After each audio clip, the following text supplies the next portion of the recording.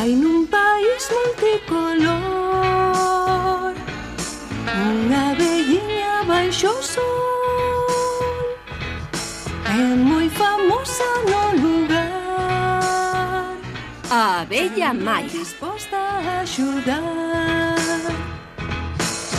Alegre, boa é a nosa amiga Maia, a riquinha doce abella Maia.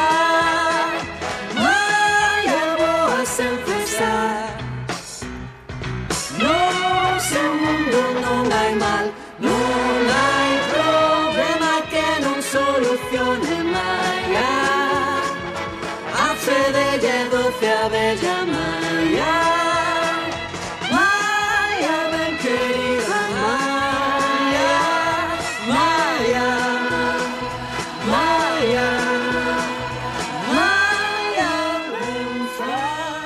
Maia e as formigas.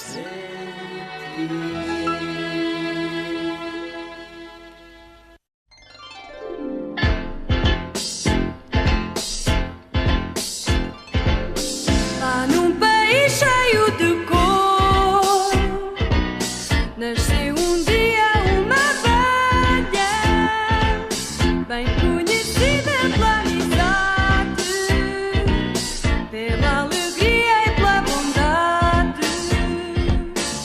Todos lhe chamam a pequena abelha Maia, fresca, bela, doce abelha Maia. Maia voa sem parar, no seu mundo sem maldade. Não há tristeza para a nossa abelha Maia, tão feliz e doce abelha Maia. Maia, eu quero-te aqui, Maia, fala-nos de ti. A história que eu vou contar é cheia de magia e cor, e de uma abelha vai falar da natureza e seu esplendor. Eu perguntei-lhe, o seu nome era Maia, num mundo sem igual de fantasia.